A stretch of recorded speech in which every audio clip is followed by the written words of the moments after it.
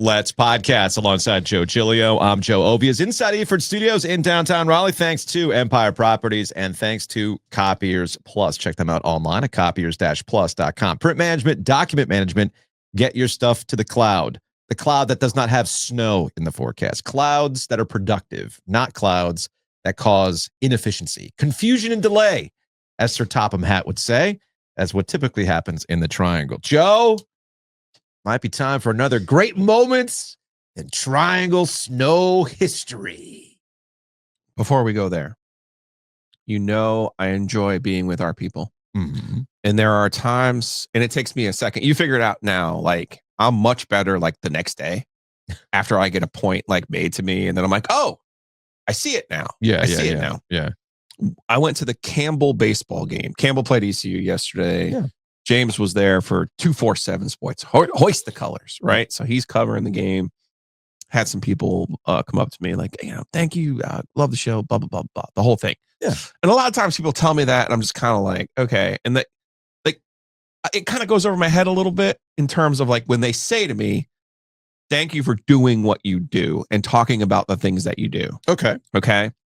Now, I'm at the Campbell game thanks to our friend Bennett Johnson at the Heister Automotive Group. Did you know you can get your car inspected by the Heister people? I didn't know that, actually. I did not know that either. Okay. That's good to know. Listen, if you don't want to go to one of these places and all of a sudden you're walking out with $1,000 bill because you just needed your car inspected. Yeah, I didn't know that. I got faith in the people over at the Heister Automotive Group. Maybe when I need to get my car inspected in May. Look at you being ahead of the curve. Well, here's the thing. I still have not put on my my sticker since last May. I still think I'm rocking 24. Anyway. So HeisterAuto.com. Go check them out. They do a lot of great things. But I'm at the game and someone was like, made that very specific point to me. And I'm sure. Like, well, yeah, I always say thank you.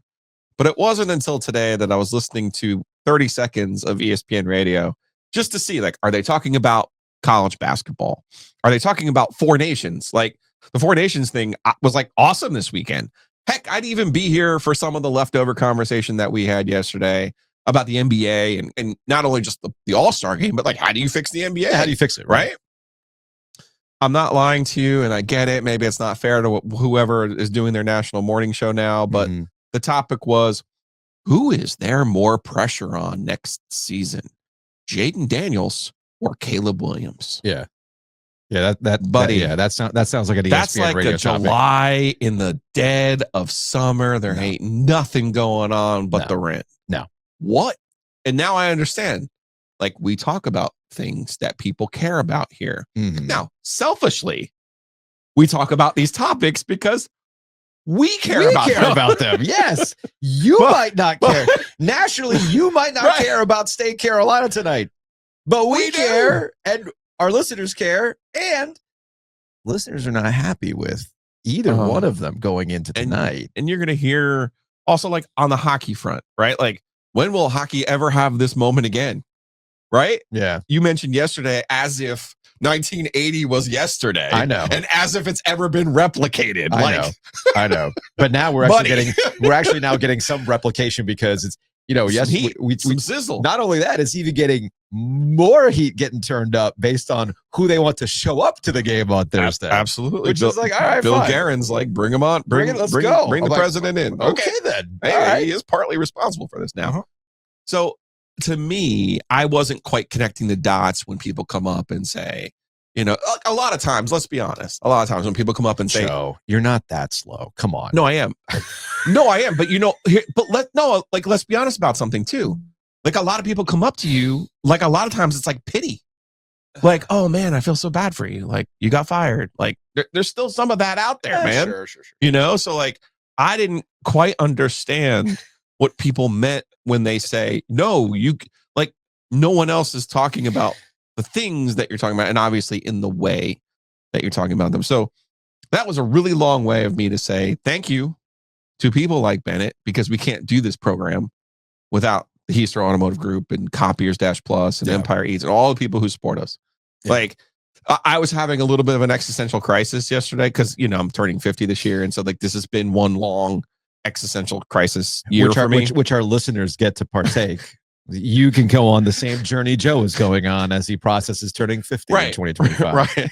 So there's that, right? Yeah. But I've been like, man, it's a little bit of a shell game we're playing over here, convincing people to give us money to do this program, right? If you think about it. Oh, you mean that's advertising in general? Right. It is. That's what it is, though. Yes. Right? Yes. I mean, it's one of the greatest cons ever pulled, if you think about it. But you got to be. No, it's not. You got to be happy. No, it's not. That's not a con. That is no. The construct is. The Joe, construct no, it's is. not. No, it's not. What you are doing, the whole point of advertising is opening up your audience to this person. That's true, because we just got a message this week that someone had never heard of the butcher's market before until our program. Right. So that's why you're right. That's why you advertise. Shout out to any future corporate champions. What you get when you pay very low rates, I might add. I know, very reasonable. Very reasonable rates compared to the competition, I might add. You are opening the doors to, or you give access to the pool. Access. Right? It's our specialty. Access to the pool that you might not have had access before or had heard of you before, which then creates new customers. New customers creates word of mouth, because I always argue, while we might not have the largest audience, we have a motivated audience that then has a cascading effect that can create more customers. So absolutely. You take your friends to this place. Oh, cool. Then they'd hate their friends, et cetera, et cetera. Now, yes. Before we move on to actual topics that we'll delve into, we'll get into that at some point. The baseball game yesterday. Yeah. The Campbell has done a heck of a job with their baseball facility. Yeah. I've seen some pictures of it. It looks nice. I had not a clue that was a thing. Did Bowie's I knew Creek, the Astros were there for like a minute. But was Bowie's Creek Billy there? That person did not identify or come up to me during the game. I'm kind of sad. I just want to say, kind of sad. I want to say, though, it was cold and it was a quick game. So I appreciate both ECU and Campbell. How cold was it, Joe? Not Minnesota cold, but it was chilly. How about that? Okay, that's fine. But the game was done in less than like 2 hours and 40 minutes. Like it was 3-2. That's great. By the way, and That's the only great. reason that ECU only had 2 hits in the whole game. Yeah. The Pirates might be slightly in trouble this year. A little bit of a rebuild for Cliff Godwin over there. But here's the real reason I bring this up to you. Campbell has a player named Jet Music.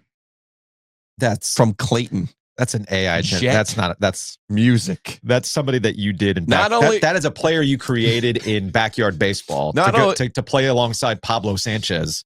Not only do they have a player named Jet Music, no, he might actually be their best player. Well, I hope if your name is Jet Music, you should be your best player. So shouts. I just wanted both teams to have fun. Didn't David Byrne come out with an album called Jet Music? No, I'm sorry. It was called Music for Airports. Well, My bad. He's not Dave Clausen's kid. No. So shouts to the Camels, roll humps, and we are now. If we could give some NIL money to Jet Music, I would potentially be down for that. One slight critique of the Campbell baseball setup. Okay.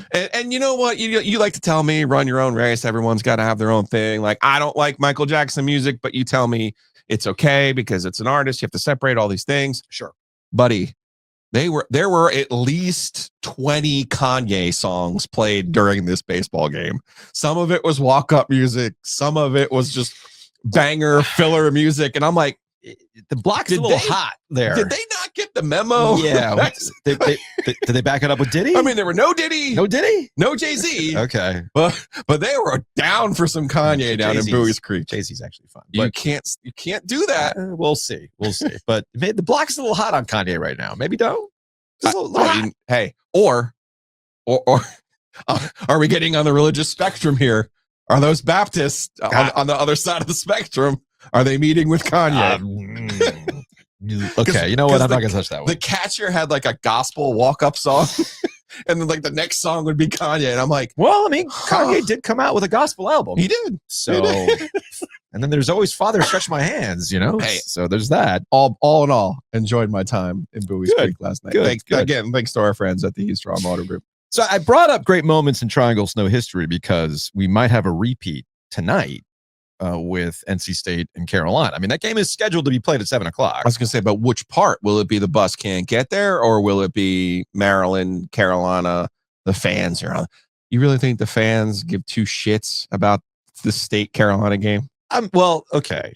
let's provide a little context and provide some Triangle snow history before we move on. And Wes Durham's going to join us here in a little bit to talk about the State Carolina game and a little bit of Duke as well. Let's go back to January of 2000, a blizzard that affected the entire East Coast. But we here in the Triangle in particular got rocked. Here is the National Weather Service map, if you're watching on YouTube, from January 24th, January 25th, 2000, our huge snow event. It snowed at an insane rate of 4 inches per hour. Okay. And I remember at the time, people were like, oh, the South can't handle the snow. Chicago can't handle 4 inches in an hour. That's what she said. Now, it dumped a ton of snow, dude. The accumulated totals, RDU got 20.3 inches officially. Chapel Hill had 16 inches. Fayetteville had 5 to 10 inches, depending on the areas, because it got a little dicey out there. Durham had 18 inches. Lewisburg had 16 inches. Wake County just got dumped, man. 18 to 24 in certain areas and whatnot. So that is your map in January 2000 when we had 20 inches of snow. Now, what does this have to do with basketball? Well, let's take you to January of 2000 when North Carolina and Maryland were scheduled to play. Maryland was already on campus. I was going to say, it's always important to remember the rules for when the games can be played. Yes. The teams have to be there and the officials have to be there. Yes. As long as you have that, you can play in an empty building. And you also have a bunch of students trapped on campus who've been drinking all day because that's what you do as a college student in a snowstorm when they've dumped 20 inches. So they made the Smith Center a free-for-all. If you can get into the building, you get to be in the building. This is from YouTube. Somebody uploaded a VHS copy. This is a straight VHS copy of the game with unranked North Carolina, Bill Guthrie as the coach, beating 21st ranked Maryland. Here is the final moments. If you're watching on YouTube, the students rush the court. It creates this incredible scene. It's one of these moments that's become a fishtail over time. You know, you can only pack in like 18,000 people at the Smith Center. But the way people tell the story, there were 50,000 people at the Smith Center. They all rushed to court and everything else. Now, at the time, North Carolina had developed a very terrible crowd reputation. Wine and cheese. You had the old hairs sitting up front. Students were stacked in the second level. Okay? Upper deck. Yeah. In the upper deck. Nowhere near the court.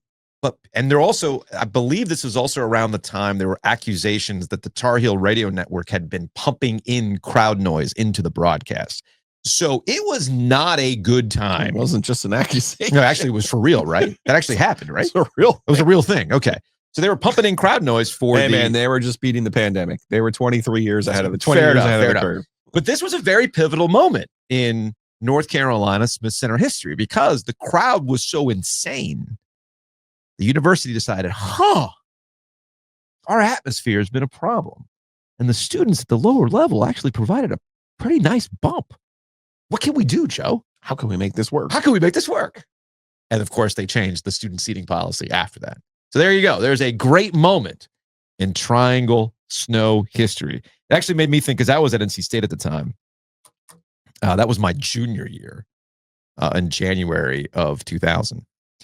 And you know, another great moment in Triangle snow history comes down to like what you have to sled on, because it's not like we get a lot of snow here. No. And you're not going to invest in a flexible flyer like you would if you lived up in Minneapolis, right? So when you get southern snow, you have to get creative. And I was going down the list of things that I know I've sledded on.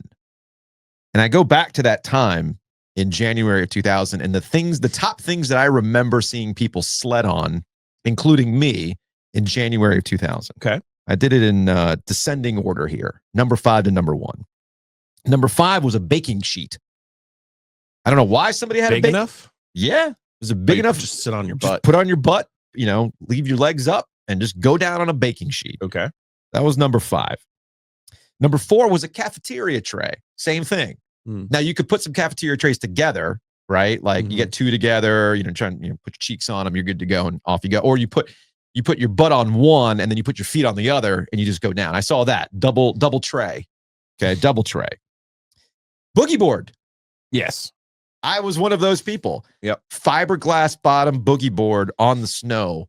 Slick, baby. That's the way to go. You go down Court of Carolinas on that thing, you're beating everybody else out. Number 2 was a dumpster lid. From the actual dumpster? The actual dumpster lid. Not just the trash can lid, because the trash can lid obviously would be on this list. No. Okay. Trash can lid would be on the list. A lot of people did use trash can lids. I'm talking about an actual plastic dumpster lid. Big, heavy plastic with like multiple lid. people on it. Multiple people on it. And my personal favorite, Banana boat. Around Syme, somebody was getting pulled by a truck with a group of people in the dumpster lid. That's impressive. Actually. Very impressive. And then number 1, this was straight out of Christmas Vacation, a street sign. Yeah. With the reflective side down.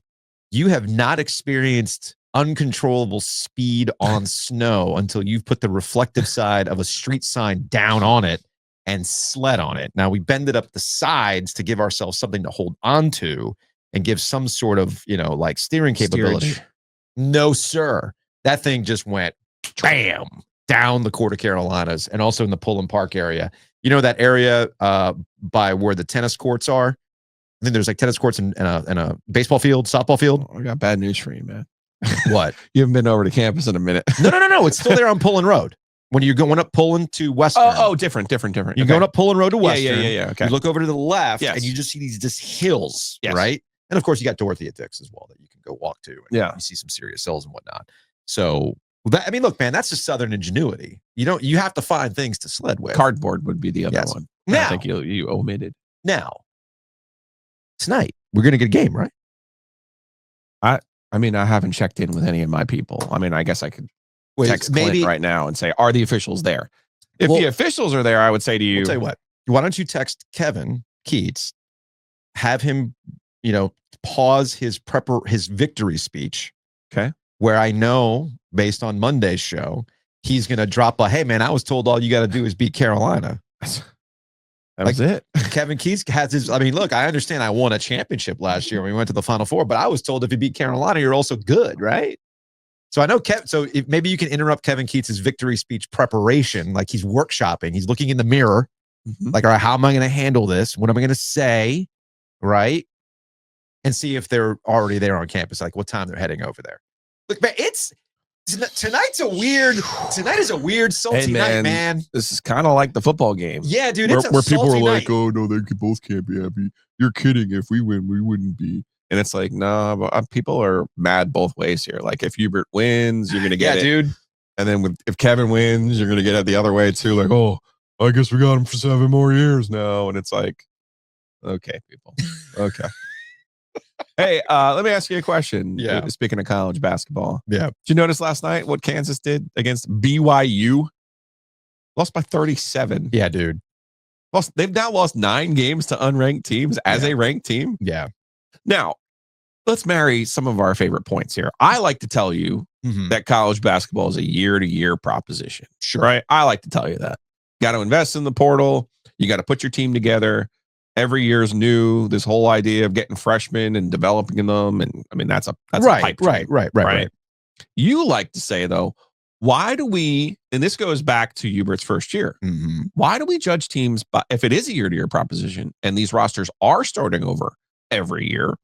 Why are we judging teams by what happens in November instead of what happens in the second half of the season when they've had time to play together, when they've had time to come together and figure out each other's quirks and the things that work and doesn't work? Yeah. Why aren't we judging teams for how they improve and how they finish the season as opposed to the fascination with, well, Big 12, they went undefeated in November. Yeah. They're the best conference in all college basketball. Kansas, I mean, they beat Duke and Carolina. They're the national champions, right? I mean, they're going the other way. Meanwhile, Duke, let's give Duke some credit here as a young team, as a repurposed team. Yes, they lost to Kansas. Yes, they lost to Kentucky. But what have they done? They've taken those losses and they've built on them and they've gotten better. You're seeing them round into form and get better. What did Carolina do that first year after Brady Manick? They got better. Yeah, they got waxed by Kentucky. They got pounded by Tennessee. But was Kentucky in the Final Four? They didn't even win a fucking game in the NCAA tournament that year. Thank you very much, because I picked them to win the national championship. Yeah. Tennessee wasn't in the Final Four. Carolina was. So why are we acting like why? How many times in this era are we going to have to look at teams and be like, well, I mean, shit, man, no one's ever going to make a run. No one's ever going to put it together. Yeah. How many times? I'm not even talking about State last year because apparently that was just a fluke. Yeah. So let's not even talk about State. I'm not even including them in this. I'm talking about why do we keep doing this? Look, they just released the top 4 seeds. 3 of them are from the SEC. Cool. That's great. I mean, are they all going to be there? No. Have all of the favorites made it to the Final Four in this portal era? No. Purdue and UConn did last year. I remember that. So the thing that I would say, I would say this specifically about that. I think we're actually in something that I've been kind of kicking around. But Joe, I bring up Kansas specifically, because sometimes you do go out and spend all the money in NIL in the portal, and it still doesn't work out. I think that people recognize that on various levels. Okay, and I think with Kansas, you're a power to begin with. You're a blue blood. You're a blue blood. Okay. And there's also a little bit of a, what's your resume? So if you're Bill Self, you've built up a resume over time that gives you the benefit of, hey man. Bill Self, who did win the championship at 22, by the way. Okay. Yeah. You do get runway to be, hey man, this didn't necessarily work out for this particular year. Understood. All right. You go back to the drawing board, whatever it is. Not everybody has that. You can look at this with Hubert Davis. He has not won a championship. Right now his best thing is that he knocked Duke out twice, in 22, and they got beat by that Kansas team after having a substantial lead. Too. Yeah. Okay. Same with UConn and Hurley, right? Like they've built up enough goodwill. Like, hey man, if it didn't work out this year, so what? You can go back to the drawing board and you see if you can hit. I think what I say, I look at the opposite way, and I actually want to give more credit to Duke than anything else under John Shire in the last 3 years. And it's something that I've been kind of workshopping, and I haven't quite formulated this because we also don't know how the rest of the year is going to go. Because I do think it's a two-pronged thing. There was one thing when I watched Duke, win or lose, that I never question. John Shire has those guys prepared. That's all you can ask. I can watch Duke. I know what they are, what they're trying to do, how they want to win a basketball game. Whether they can execute it or not, I mean, hey man, you roll the ball in the court, you got to play the game. That's what you got to do. But I have not seen Duke completely just shit the bed. You see what I'm saying? Yeah, you have to go back to the State game the first year in Raleigh. Okay. Really? That's really it. Yeah. That's really it. When they lose, I mean, I'm not saying they're not going to lose. I'm just simply saying when they lose, they've been close games. There's been like, hey man, you didn't execute down the stretch, but it's not like oh man, where were you today? I mean, even Coach K's had that situations where he's talked about like, my guys look like they were possessed by aliens today. That was not my team. I don't know where my team was. That was not my team. Okay. And John Shire's going to have those moments, but I haven't really seen those, especially this year. No. Okay. Especially this year. No, their losses have been at the buzzer, basically. And regardless of what you think about the ACC, all you can ask about Duke is how do you respond to having things happen to you? And like I said yesterday, best thing about Duke, yeah, man, you lost to Clemson on the road. Man, shit happens. It is what it is. You slipped. I mean, who knows how that goes with Cooper Flagg? How'd you respond? Oh, man, they've doubled down, put the hammer down on bad teams or mediocre teams. They look back. That's what contenders do. They don't have these wide variances like what's happening with Kansas where you've lost to all these unranked teams along the way. You don't do that. Now, that gets to the other prong. This somehow becomes, look how strong the Big 12 is. I know. Kansas is losing to these teams. This then gets to the other prong, and specifically about John Shire, and I'm sure we'll start hearing about this as we approach March, and how much pressure is on Shire. This is a different level of pressure that Shire's faced. You have the pressure of replacing the guy. Mm-hmm. You've had your 2 years to kind of become your own thing, and this clearly is your program now. All right, well, now we're going to judge you on what you've built, and clearly this team was built for a run. So what is considered successful? Last year you can make the argument, given what we knew about that Duke team, getting in the Elite Eight was actually kind of impressive. Okay. Getting in the Elite Eight this year, isn't that the expectation? At the very least, is it the Final Four? Is that the minimum for this team in John Shire? And once you get to the Final Four, hey man, anything can happen. I think it is the Final Four. I think it's the Final Four too. I think it's the Final Four as well. That's why you have this team. He hasn't been there yet either. Right. All this time right. All the 3 years, he's won an ACC championship. He's gone to the Elite Eight. He hasn't gotten to the Final Four yet. But I do think that is a legitimate Hey, man, Carolina's about to fire a coach who's been to the Final Four and won a regular season. Yeah, we'll get to Hubert Davis. We'll get to Hubert Davis in a second. Housekeeping. Big thanks to Enovana. Check them out online at enovana.com. Green Cleaning Solutions. If you have mess inside your mansion or trash in your cabana, get it green clean with Enovana. Ladies and gentlemen, we have the OG Hat Vault.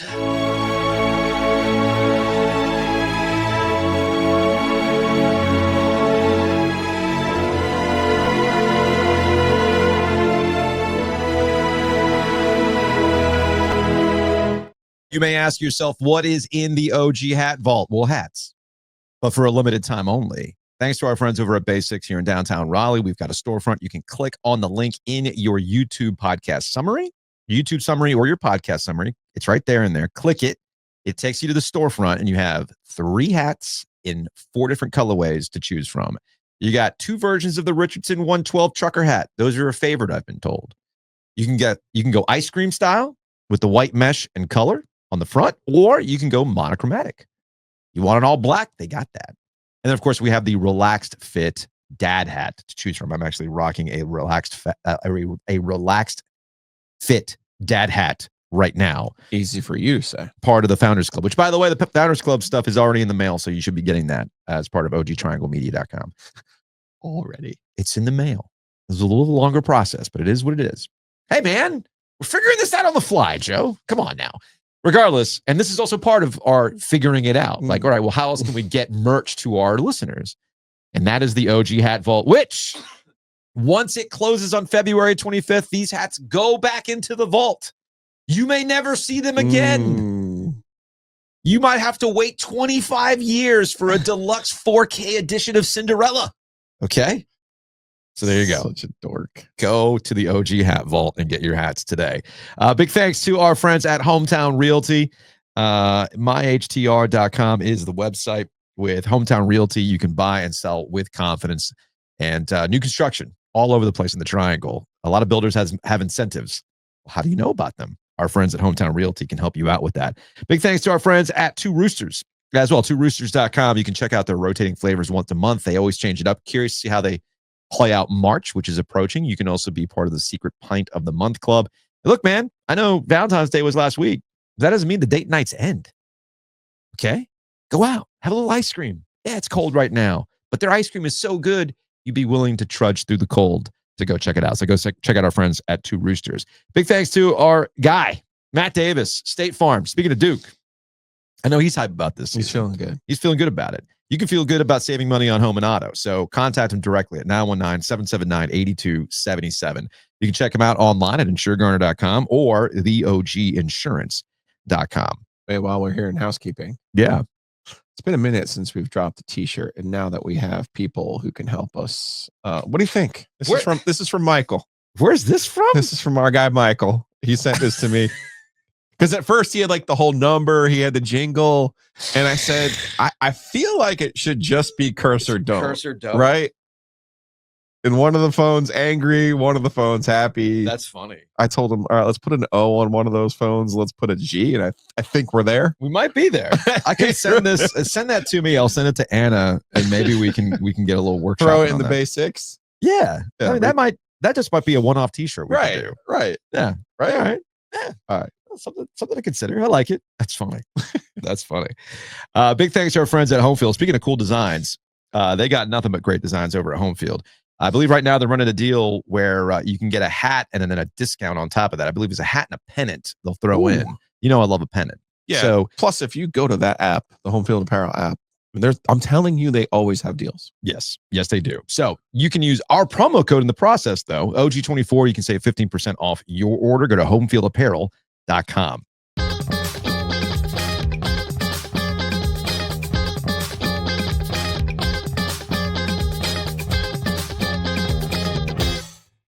Joining us on the Heister Automotive Group hotline from ESPN, the ACC network, he is Wes Durham, and he is not in the Triangle tonight for North Carolina, NC State. You decided to, you wanted it colder? I mean, we're getting snow here. If you wanted to snow, you could have come here, Wes. Yeah. Why are you in South Bend?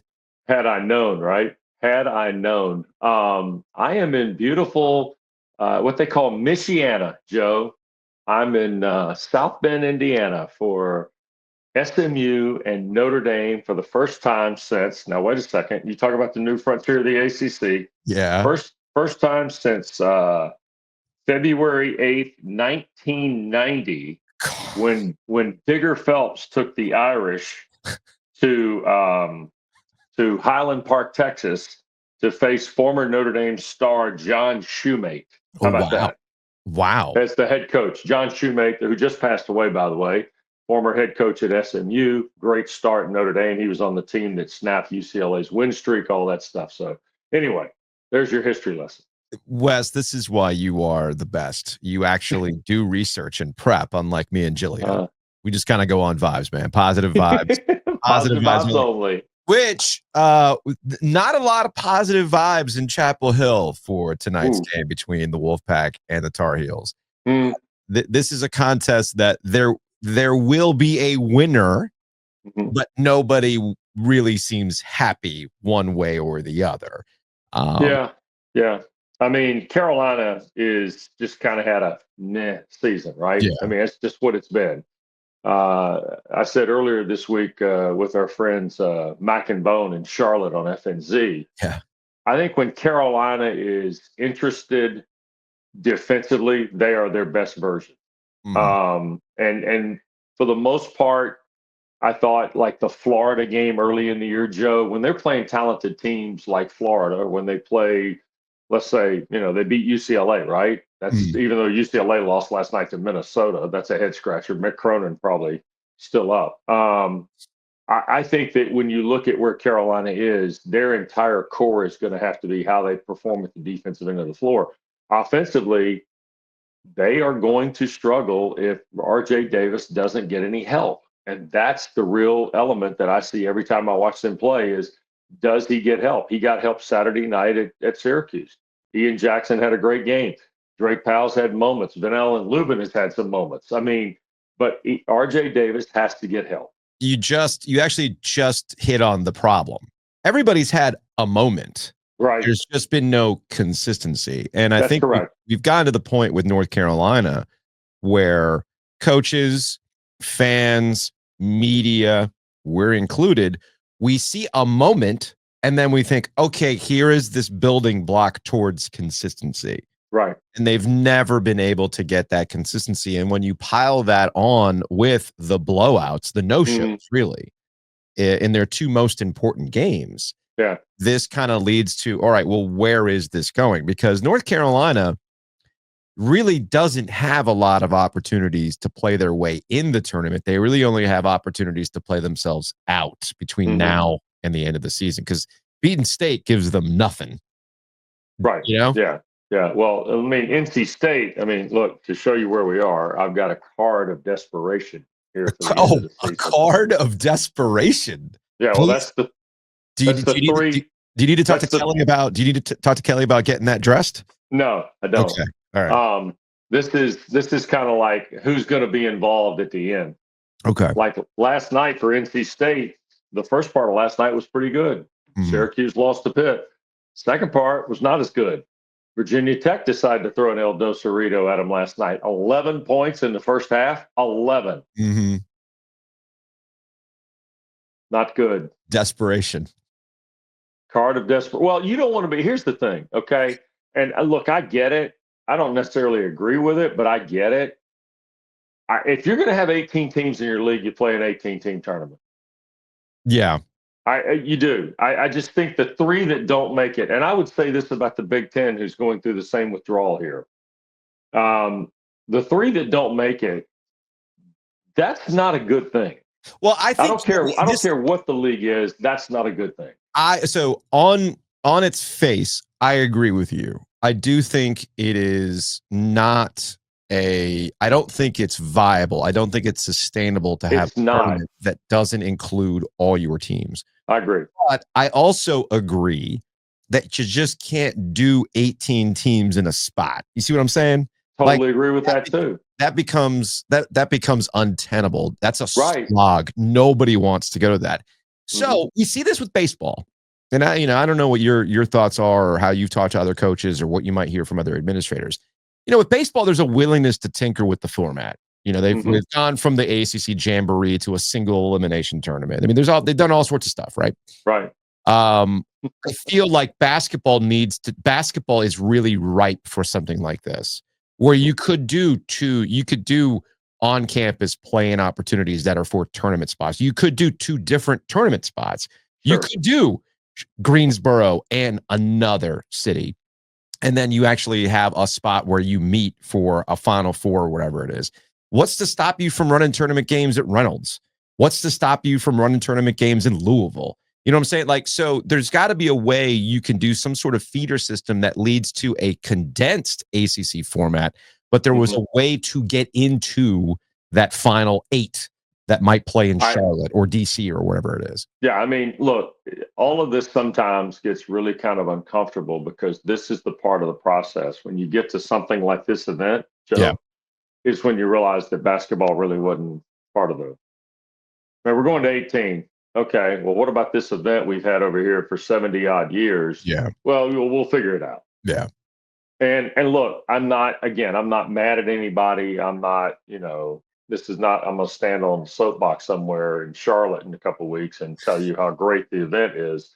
I understand the landscape change of the event. Yeah. But I also think too that it's a tough message. And look, am I doing basketball games with a guy that won 1,000 games who, was a core founder of the Big East? Yes. Who says, hey, look, I'm telling you, this is not a great thing for coaches. So I understand the coaching perspective.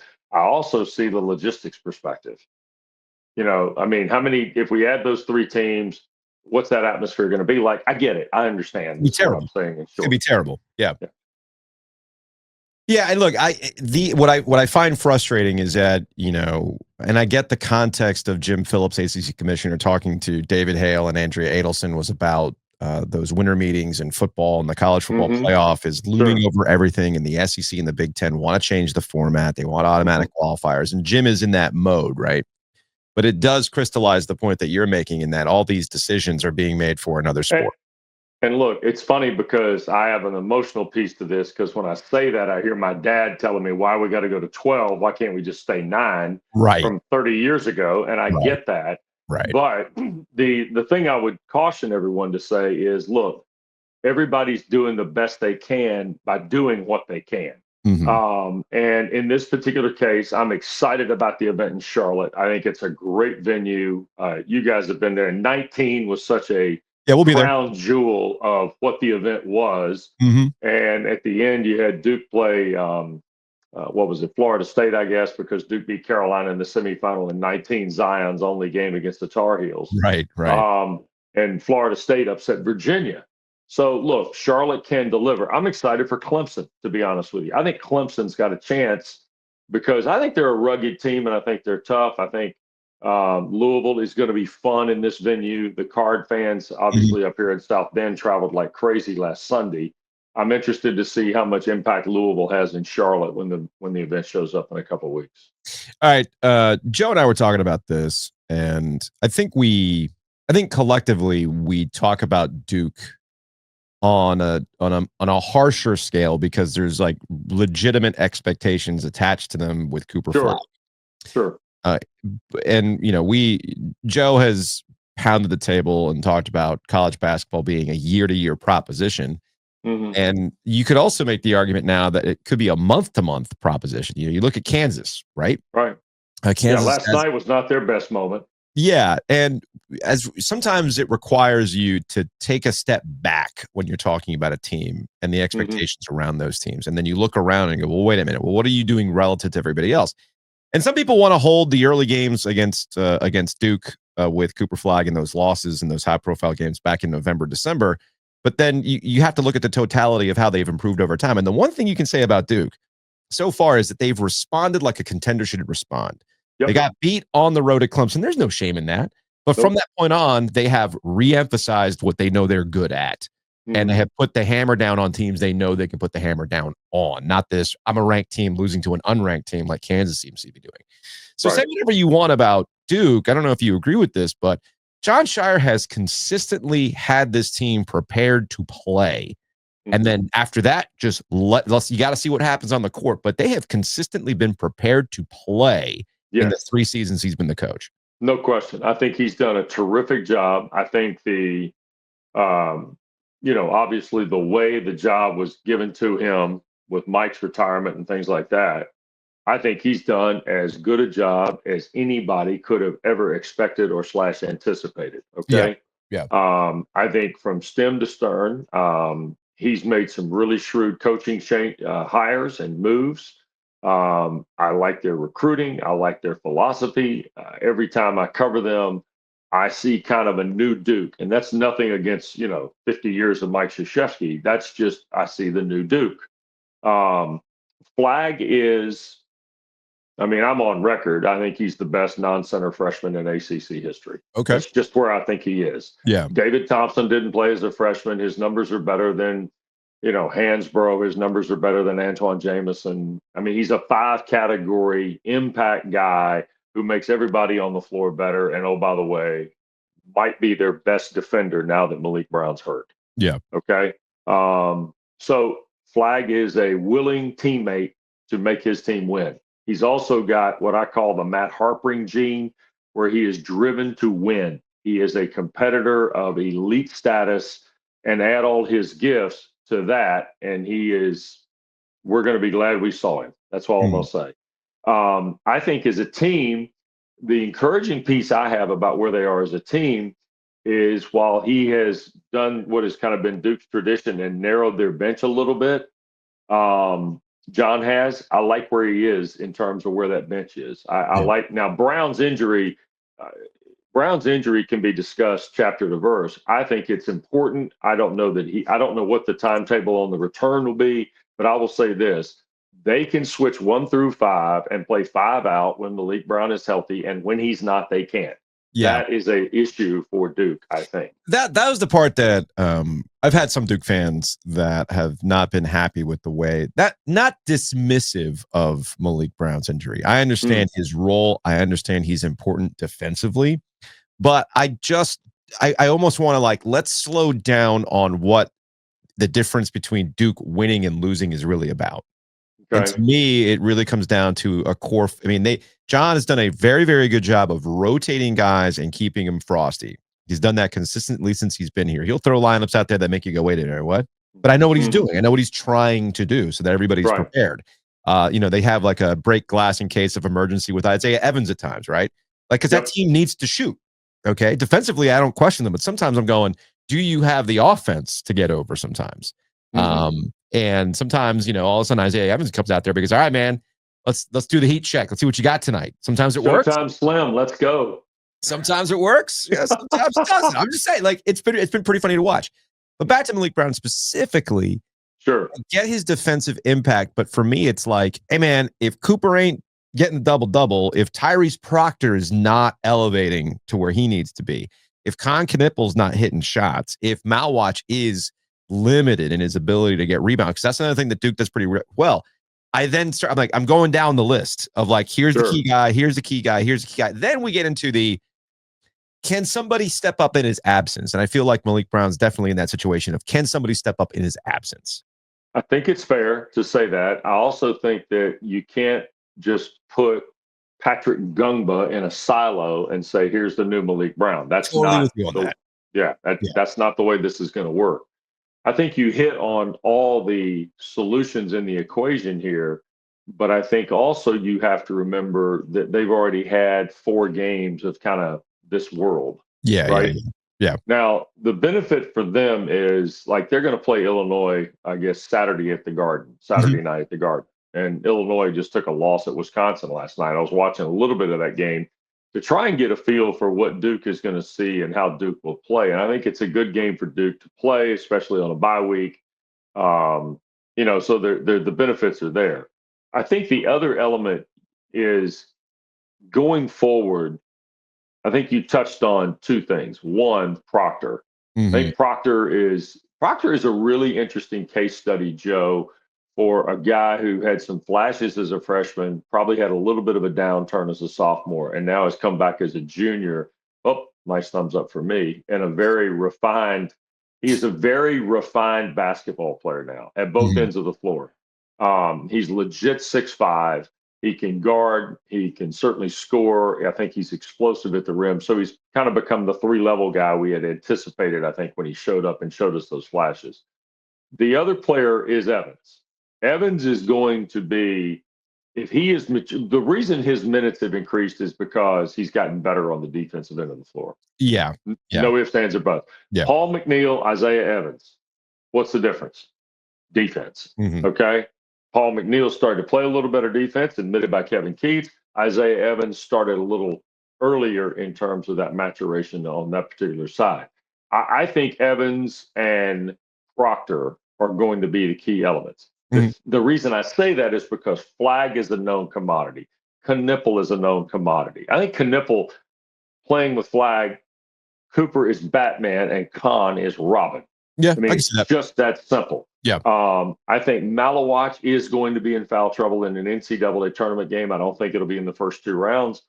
And when that happens, if Brown is not able to play, that's when you're going to need the Patrick Gungba 11 or 12 minutes that get you to the Sweet 16, Elite 8, Final Four. Yeah. And you know the players that have to step in and have those kind of games in those games for teams to advance. And it happens to everybody in the journey. And I suspect Duke will also face that same fate at some point. Speaking of the journey, we'll close on this. It's been a long journey, and it all culminates with West Durham, commencement speaker. Oh, my gosh. For Elon and the Fighting Phoenix. Come on, man. Yeah. That's pretty cool to be commencement speaker. I am incredibly honored and humbled by this. When I got the phone call from President Connie Book in December, actually there's a funny story about this. She sent me a text and said, I need to call you at 4:30 today. Are you available for a call? I wrote back, yes. It was like 3 hours ahead type thing. Sure. And I looked at Vicky, my wife, who you know, and I said, and Vicky said, yep, they're going to ask for the diploma back. So I said, well, I hope not. And she laughed and she said, what do you think it is? I said, I have no idea. And I've enjoyed my relationship with the university, as you know, for years. I'm a proud graduate. I love the place. It changed my life. I'm a big fan of what they're doing in so many different areas right now, particularly in athletics with Jen Strawley's leadership and where Ken Gaither has the School of Communications. But to be called and asked to address the graduating class is just unbelievable. And I'm excited. I'm a little scared, to be honest, a little nervous about what I'm going to say. I am. You want to get this right. You don't want to jack it up. So I was able to spend a day on campus last week. I'm going back next week for another day, and I'm looking forward to kind of finding out more about this senior class and the experience they've had. You can't be any worse than my 2001 NC State graduation commencement speaker. Who was that? He was like the ABC News cartographer. What? Yeah, man. Yeah. It was something. I will say this. Let me say this real quick. Now I gotta look the guy's name up. But anyway, I'm not trying to put Elon on a pedestal above any other institution, but they've gotten in the habit in the last 5 or 6 years of asking alums to come back and speak at commencement. Yeah. And by the way, I'm not going to go more than 9 minutes. By the way, that's not going to happen. They've asked me to keep it brief, and I said, "Well, how brief?" I said, "How about sub 10 minutes?" They went, "You're on." Yeah. So that's the other part of it. But some schools, they go for the marquee name, and I'm just honored to be part of this day, which is a great day for the people, obviously, that are graduating and their friends and families. So I'm looking at I'm actually looking at the NC State commencement speakers from the 2000s. So Here we go. Spring of 2000, it was Donna Shalala. I missed that one. And then President Emeritus, Father Theodore Hesbro, or Hesberg. Notre Dame. That's Father Hesberg, yeah. Father Hesberg. Father Ted. That is Father Ted. That's the legendary Father Hesberg, who in the modern era, if you will, post World War II, kept Notre Dame moving forward. Yep. Okay, and then spring 2001, when I graduated from NC State, Dr. Harm de Blige, I believe is how you pronounce his last name, author, professor, and television personality. I don't remember him on TV, but I think he was like on ABC. But then, like Phil Donahue did it in 2003. You missed Phil Donahue. I missed Phil Donahue. And wait a second. You had Father Hesburgh, whoever your guy is, Dr. Harm, and then Phil Donahue. Yeah, no, and then we had a columnist, William Raspberry, in spring of 2001. The Honorable James B. Hunt was fall of 2001. Now, he's an NC State grad. He should be. He's a noted alum. Yeah. Then we get James Goodnight from SAS. Then Phil Donahue. And then I think at some point, Erskine Bowles in spring of 2008. Bill Cowher was 2008. Erskine Bowles, by the way, was the president. Was he the president of the UNC system when that happened, or was he? I think he was. Okay. All I know is that I fell asleep during my commencement speaker. I know you can do better. Stop it. I know you can do better, Wes. Does Kelly know you fell asleep during the? Nah. Terrible. Nah. Wes Durham, ESPN. I'm holding down the cold. I'm holding down the cold weather. Oh, for don't you. talk to me about cold. You go to Minneapolis, you come back a changed man, Wes. You see Walter Matthau out there? Yeah, Jack man. Lemmon? Negative You see those 15, negative 15 degrees will change a man. I'm just saying. All right, man. We'll talk to you later.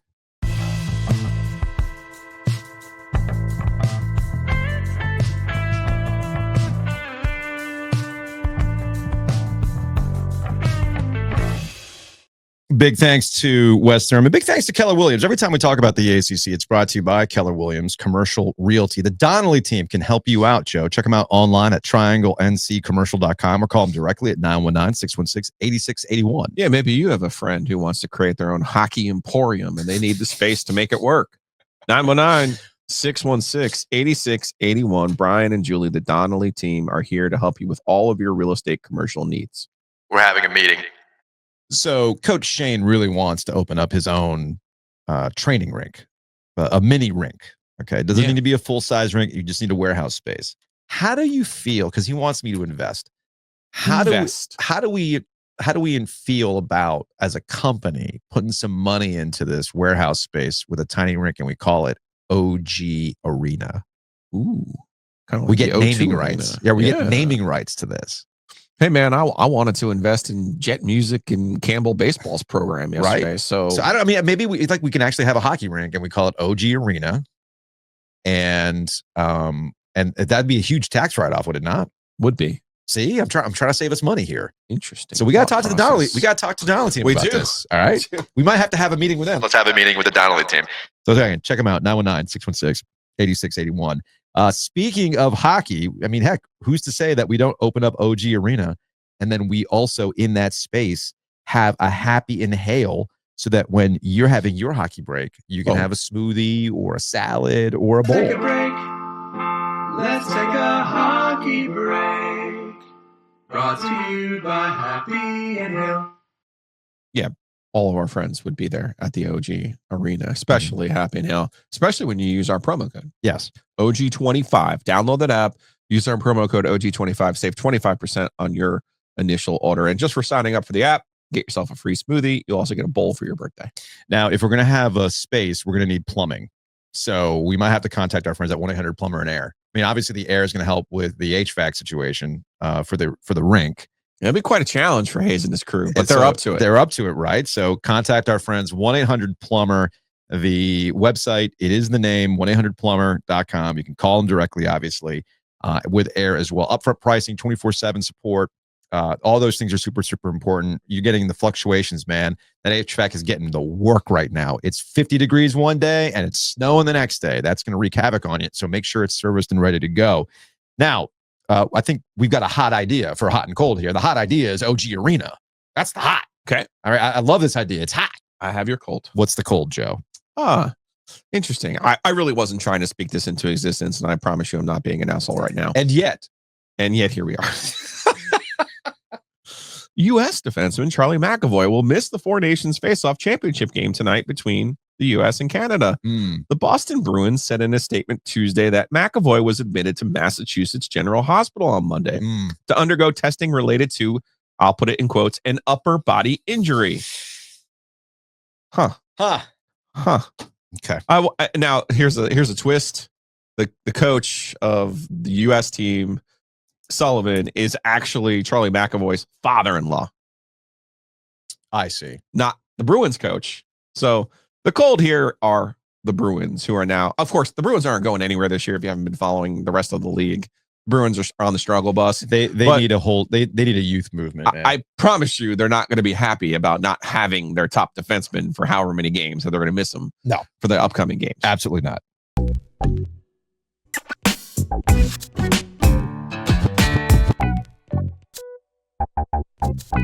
Joining us on the Heister Automotive Group hotline, we're at Invisalign right now. It's the captain. It's Jordan Staal. What have you done on the break so far? I know you're out here with the kids skating, having some fun, but what have you done overall? Yeah, I think I've had enough family time. I'm ready to get back to work, but no, it was a good week. Good to turn the mind off, hang with the kids, and get some time in.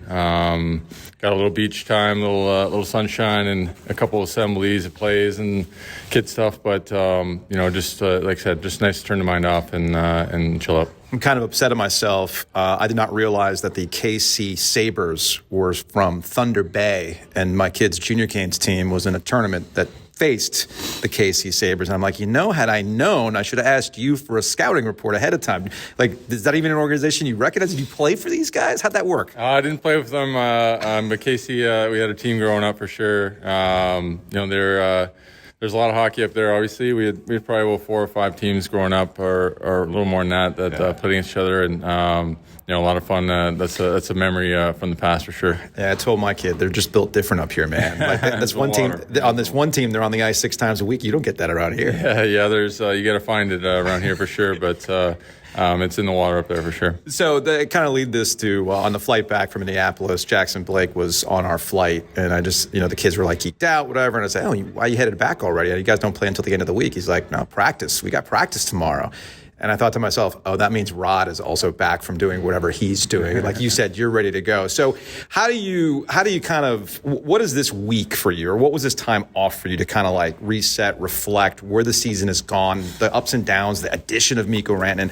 Like, how is that all kind of processed with this week off before you guys get back? Yeah, it's like I said, it's a little bit for the body, but definitely for the mind as well, knowing what we have seen already this year and all the stuff that we've gone through and the additions, like I said, and all those things, and see how that all plays out, but also the push that we have ahead of us and what we have to prepare for and the ultimate goal that we've all been trying to push for. So, it's all those things combined in 1 week, and you try to sort through them all in your brain and get the body right and get ready for that final push. Have you been watching the Four Nations?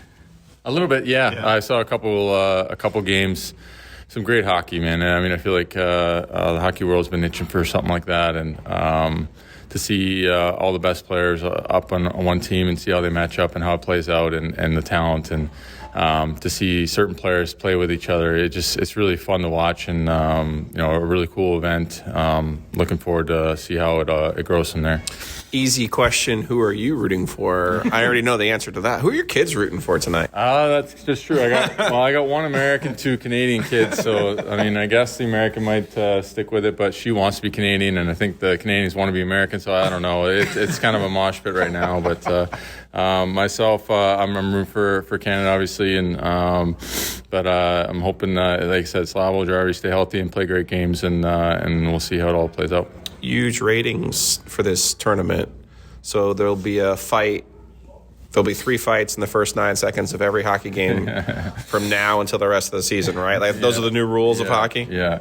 No, I was interesting. Obviously, look at you go right into hockey mode. Come on, you can do it. You can do it. You can do it. You can do it. You can give me a real answer. No, it was an interesting start. Come on. But obviously a lot of passion. It was interesting. Stop. Yeah, it was Stop. interesting. I don't know. You thought it was interesting, I'm sure. You're asking me about it. So. No, but I think it's the trap you can fall into is like, the ratings were this because of the fights or because of the way that the animosity.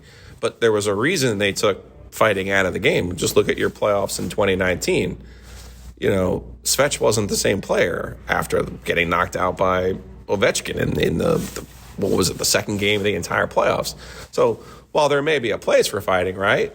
I mean, let's not jump back into 1976 and fight every 3 seconds because you pop some number for a game. It kind of diminishes maybe what the real appeal of those games was. Yeah, no, I think there always will be a place for fighting, whether it stays in or not. But it definitely, I say, like, regulates the game better and between players and keeps it more level playing field for guys that are smaller, bigger, and whatnot. So I think it's a good thing. I think it'll be always part of the game. I hope it does. But there's a little bit more showy on that one, a little less just in the mix in the fight. But also I don't think the ratings were because of the first.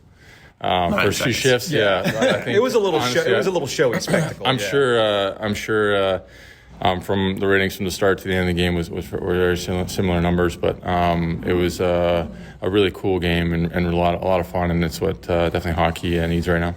I'm curious about your leadership, how you handle these things. These have been 2 seasons in a row where you've had these big acquisitions, either at the deadline like a Jake Gensel or now well ahead with Mikko Rantanen, and how you process getting a new guy and their disruption, their being in a new place, and obviously your room, how Rod wants to do things. So what is that process like for you when you have something this big, now 2 years in a row, come into the locker room? Yeah, it's good. It's great. Both those acquisitions were unbelievable players. I thought Gens fit in great for us and played really good hockey. And I don't see Mikko doing much different. And, it's really it's just getting him as comfortable as he can in the room. Obviously, he's very close with Fishy, so that helps. And, that'll help, in the long run. But just the rest of the room and how we play and how we do things, he's a smart player. He'll catch on pretty quick. Like, who gives Mikko the scouting report? Is it Sebastian Aho, his guy? He's like, all right, here's the thing. Like, Jarvis is like this. Here, let me explain something about Jordan, like that kind of stuff. Or do you pull him aside and kind of give him some dynamics? No, I think, like I said, that comes kind of fluently. I think it's more his questions. I think that's when a guy like that comes in, obviously he gets the lowdown from the coaches of how we do things. But you start playing with certain players and you start catching tendencies, and that stuff I think comes organically, and that's just part of just time and playing with each other. So I think Mikko's at a short period of time already looks like he should look, and he's an amazing player, and I think it's only going to organically get better. If you keep scoring with your line the way that you were, I can't get my super line, and I want my super line. What's your super line now? The Finns with Jarvis. I'm happy that you're shepherding Jarvis through this time, but let's be honest. I want the super line. Yeah. I want to see the. 100%. I want to see your name on the Stanley Cup again, and I think that's the way to get your name on the Stanley Cup. I mean, yeah, that's what I want. I want it for you. That's a coach question. I know he loves those. Rod really loves. Or he's like, hey, why aren't you? He loves that. Yeah. No, I think it'd be a great line, and I think we tried at the end once already, right? Yeah, you tried it once already. Yeah, and I think it'll happen again, and the beauty of that line is our team is very good, and I really don't care who I play with. Honestly, there's so many good players out there between the Svechis and the Robbies and the Blake. Everyone, like every winger is capable and a lot of fun to play with, and a lot of talent. So if that super line is clicking, then we'll keep the super line. I know it might rankle the feathers of Eric and maybe some even other members whose names and jerseys have been retired. But I have suggested to not only Rod, but to Tulsky that you retire your brother Jared's number right before the playoffs, just to get the best possible hockey out of you. What was that out-of-body experience? We have not talked to you. Were you pissed? I had a good week. Why are we giving Eric all this stuff? What about me? I wanted to play some good hockey rolling into that, and I wanted to be what I have been. A big part of this team, and I want to stay that way, and I wanted to play good hockey in that area or all season long, rolling up to that, and not only that, I want to keep playing good hockey, but obviously I got hot at the right time too, or that time I guess, and Hat tricks are always nice. They don't come out very often, especially for myself. But when you get 3 one game, it kind of bumps your stats up and makes you look good, and everyone talks about you. But I think my game has been pretty consistent, and it's been good this year. And when they go in, it always helps, and that's when you guys start showing up. Don't give me the hockey. Here we go. I was gonna say. Stop it. Here, I was gonna say. Ask more questions. But beyond that, my game hasn't really changed. No, we know this. It's a process.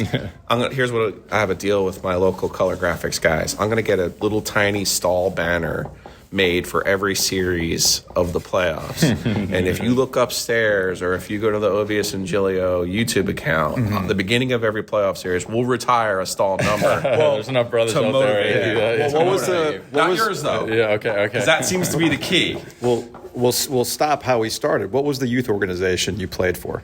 I played for Norwest Stars. Yeah. Okay, so I'm going to find one of those.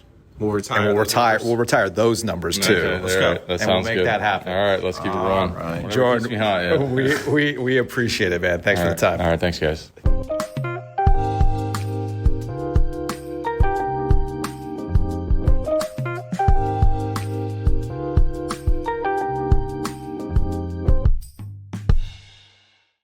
Big thanks to our friends at Whitaker and Hamer. WH.lawyer is the website, attorneys and counselors at law. But the folks at Whitaker and Hamer also have a bar, I might add. Shady's in historic downtown Garner.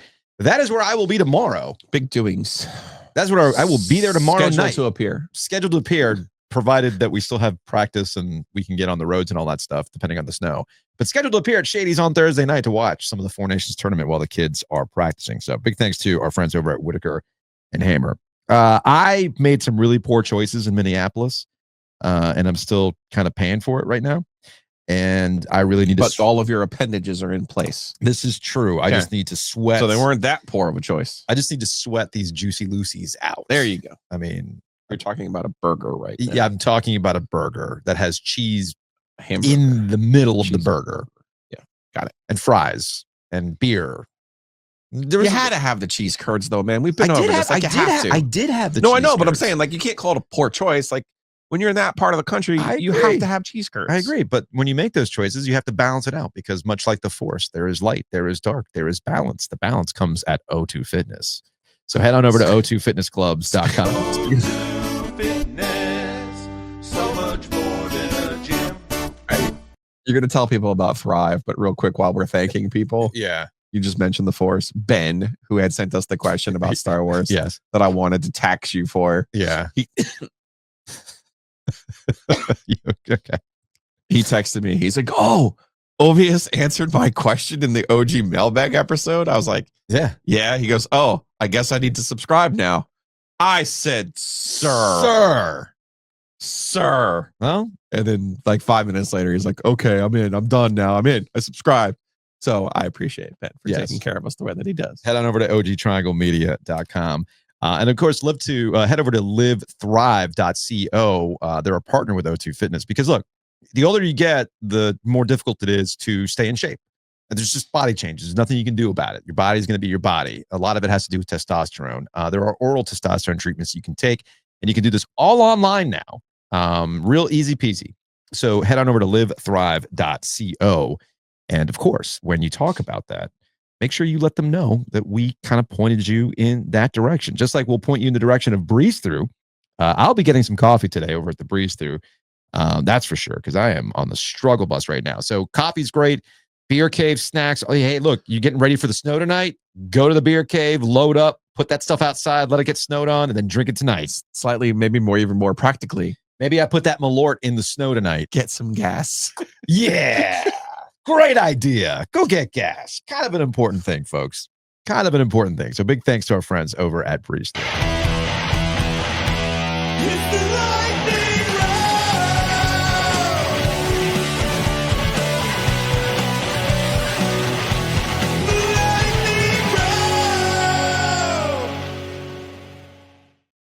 All right, today's lightning round. I feel like today's lightning round should be rebranded as Carolina coaches past and present.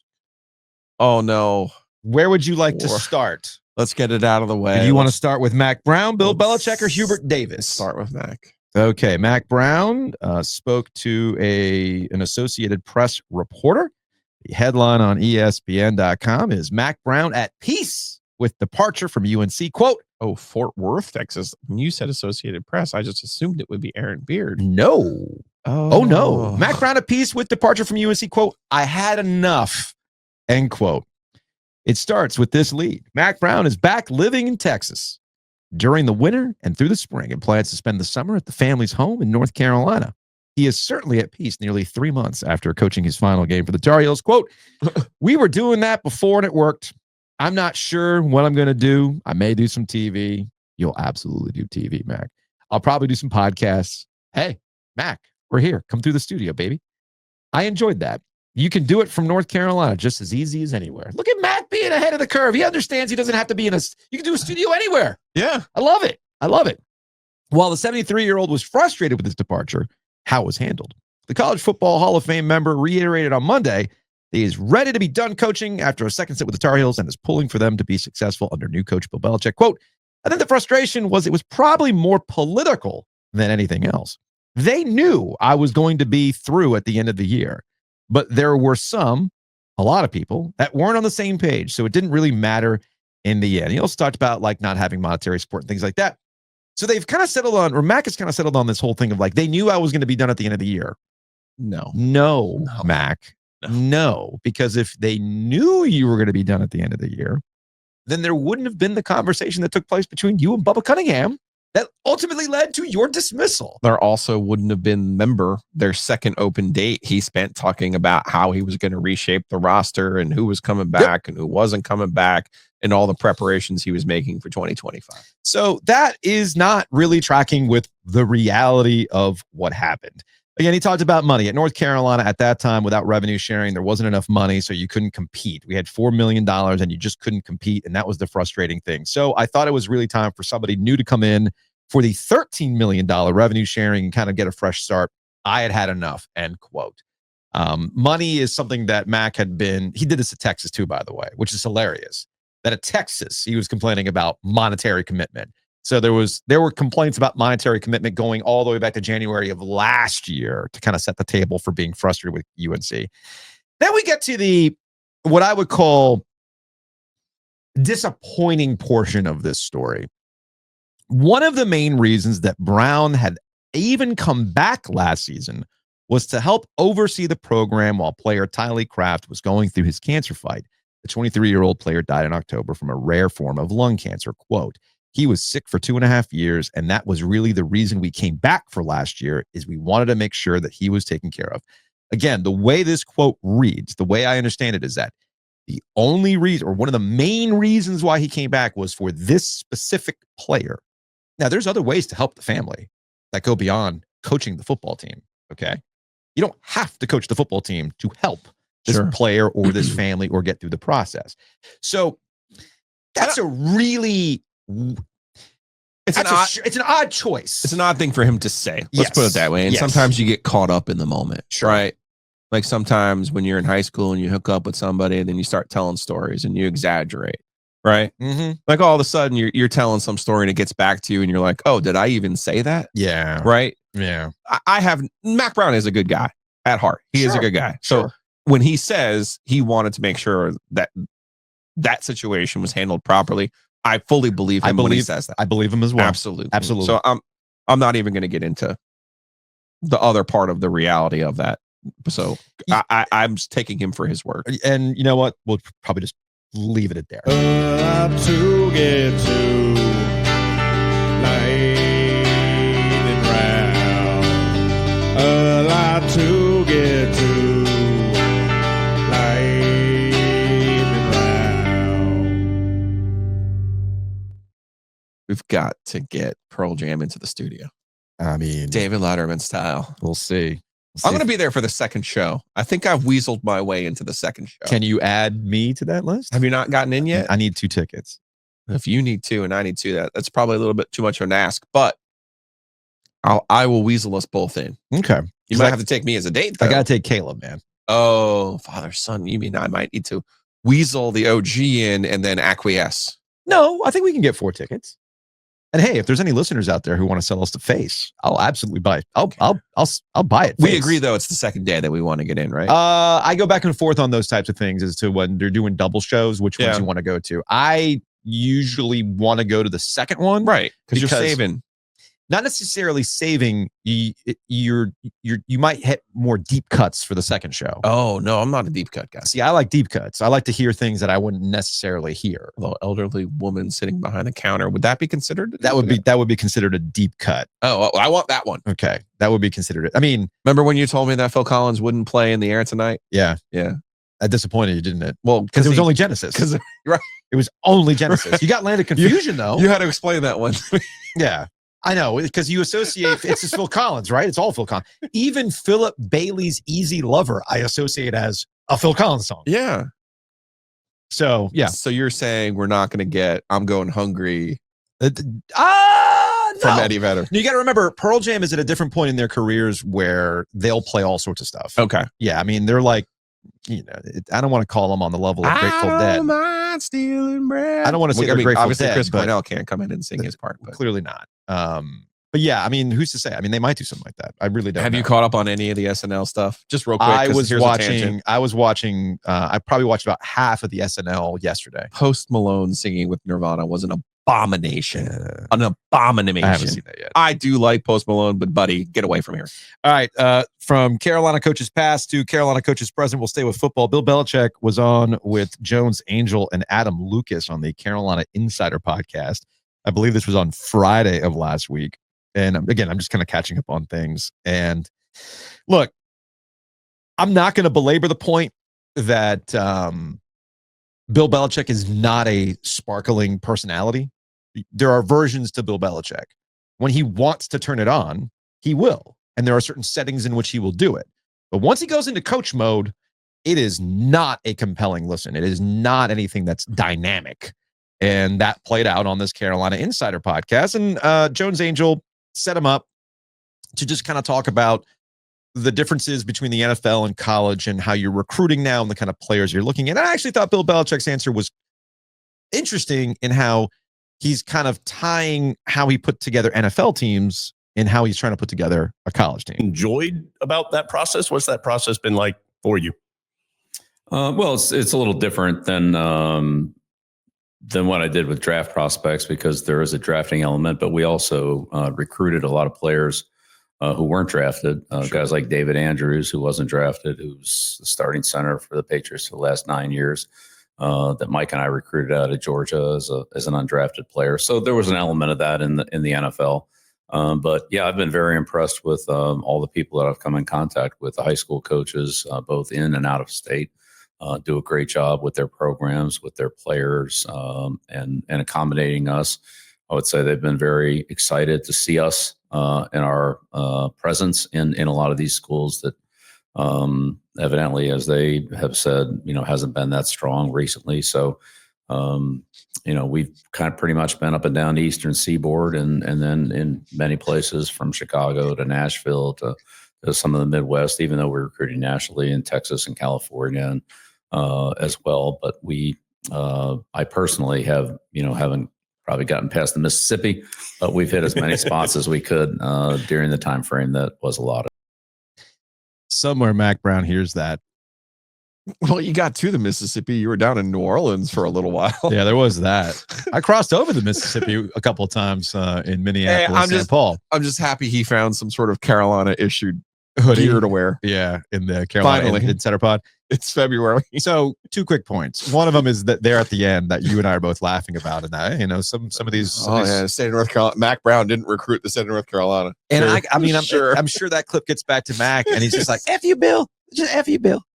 Okay, I can't do a good Mack Brown, but it is what it is. Yeah, you did it. You said I wasn't showing up. F you, Bill. So there's that. And then there's I understand what he's getting at. And, you're looking at undrafted free agents and those types of things. You quote unquote recruited them, the guys that you identified while they were in college and they're going to slip through the cracks and you can bring them in and things like that. But I think that also gets back to what you and I have been talking about in that we understand not everybody is going to be a 4 or a 5 star and that there's going to be a development process for a lot of these guys. And I trust that you'll be able to develop those guys. But to win at a high level, You're going to need the Yeah, talent. It can't all be those kind of guys. It's got to be straight talent. Or also, as we said in the past, we give Butch Davis a lot of credit for being able to identify those 3-star guys, but they were there for 3 to 4 years. That's not really the case anymore when it comes to college football. So that's going to be an interesting development as we kind of get into the Bill Belichick era. Yeah, Bill Belichick has a talent for finding diamonds in the rough. There's absolutely no doubt about that. Yeah. But you can supplement Yes. a roster with players like that. You cannot create an entire roster with players like that.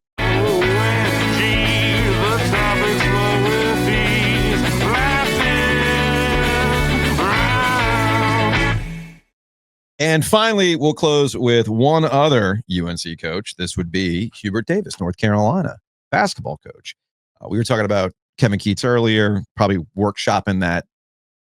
All you got to do is beat Carolina speech, Workshopping his bars. Meanwhile, it feels like Hubert is kind of workshopping how do I handle discussions about this team and the future going forward? Because the last time we checked in with Hubert Davis, he was on the radio show with Jones Angel, and he talked about we're going to get a general manager.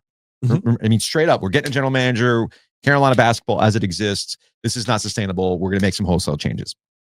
The Daily Tar Heel was on the ACC coaches call on Monday and asked Hubert Davis about the GM role. Like, what is the status with this? Where are you going with this? And I found Hubert's answer interesting. I'm going to stay away from those comments in regards, to a GM. I feel like over the last couple of weeks or 2.5 weeks, in response to my answer to a question on a radio show, it's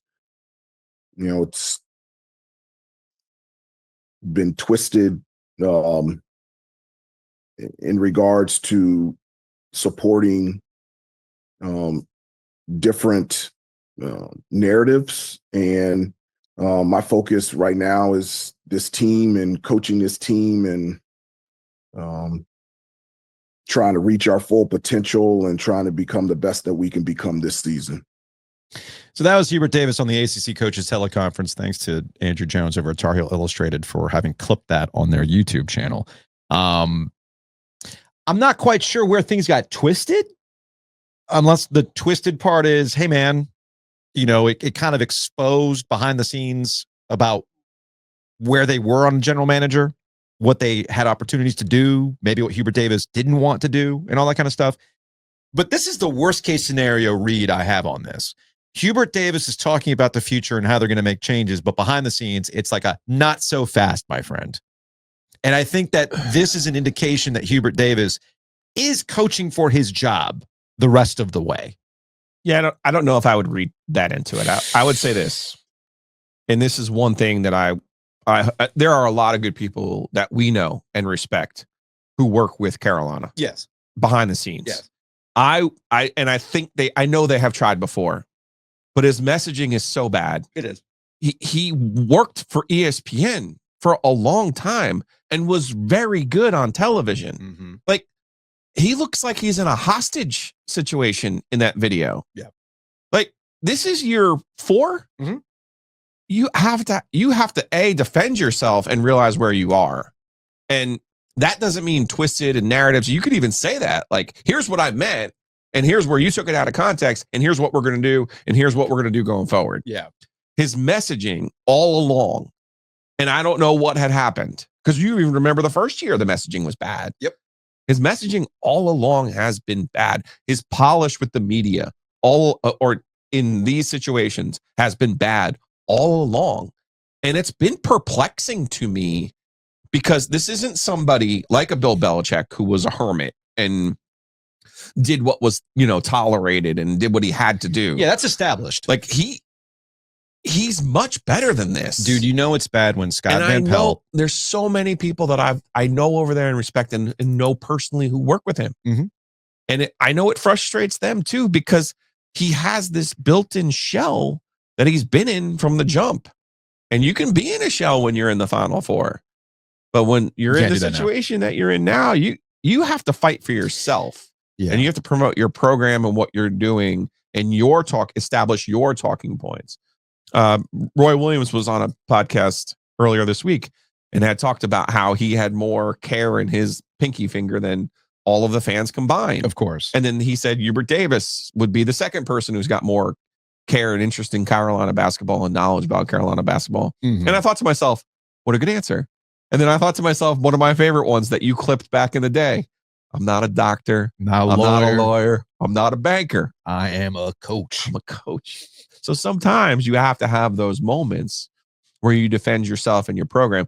This would have been an easy one, but I get it. It's a conference call. Nobody's really paying attention, right? No, these things barely get out. The messaging, it's not great. It's not great. It's not good. That's disappointing because it's like, if you or I were to become a coach and then all of a sudden be shitty with the media, like it doesn't make any sense. This is what I was getting at with Scott Van Pelt. I highly recommend that people go and find the Van Pelt interview with Phil at 68, where Van Pelt is saying it without saying it. He's like, I love Hubert. I worked with him. I know what he's capable of.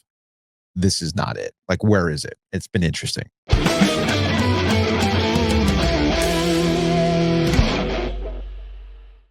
Big thanks to our friends at Longleaf Swine. Check them out at longleafswine.com. They've got fantastic brunches. We actually had somebody call in and tell us about how fantastic that brunch was. So go check it out this weekend, man. What? We did. We had a guy call and say, hey, man, you guys weren't kidding about the brunch. Why would we kid you about the brunch? I too love it when people call in like, no, wait a second. Hold up. You mean you're not just saying something's amazing? It actually is. I mean, chances are you'll see me at Longleaf pretty consistently because the kids love the smash burger. We are not going to have our thing tonight for the OG fans at Longleaf because of the snow situation. We're going to try to reschedule that. We might do something during the NCAA tournament. So that should be fun. So check out longleafswine.com. Also check out our friends at Mosquito Authority and Pest Authority. I know you're not thinking about mosquitoes right now because it's going to snow, but fall, spring, next thing you know, it's summer. You got to make sure that the mosquitoes are taken care of. That's why you get in on it now at bugsbite.com. And you can also contact Pest Authority. You can bundle and save with the two services. So go check them out at bugsbite.com. And of course, our friends at Rowback. It's chilly outside again. They've got really comfortable hoodies for you to just kind of hang out in the house by the fire, drinking beers, having a good old time. Use the promo code OG20, Joe. OG20 to get 20% off your order at rowback.com. I've got my America on today for the Four Nations Face-Off Championship game. Hell yeah, brother. So go check them out. Rowback.com. Use that promo code OG20 to save 20% off your order.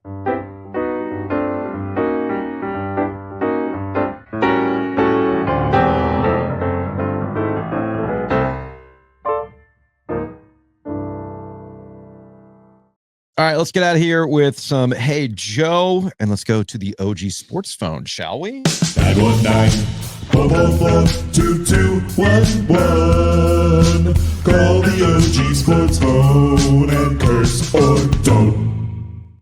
As always, the OG Sports phone is brought to you by Nature's Relief. Check them out online at naturesreliefhempstore.com. That's RELEAF hempstore.com. And of course, call the sports phone. Where you can just kind of vent, you can chill, and have a good then time. chill. Yes. We got a text from a 919 regarding Finnish history. We've stumbled into something here. I love it.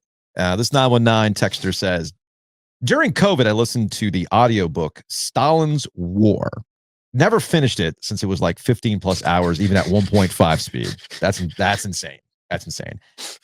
A good chunk of the beginning was about Finland staving off Russia with the use of ski snipers. These motherfuckers were so badass, curse or don't. They would ski in and out of Russian tanks, chuck incendiary bottles inside as they passed. This is the origin of the Molotov cocktail. Yeah. One of the ski snipers was named Simo Haya. I believe that's how you pronounce the name.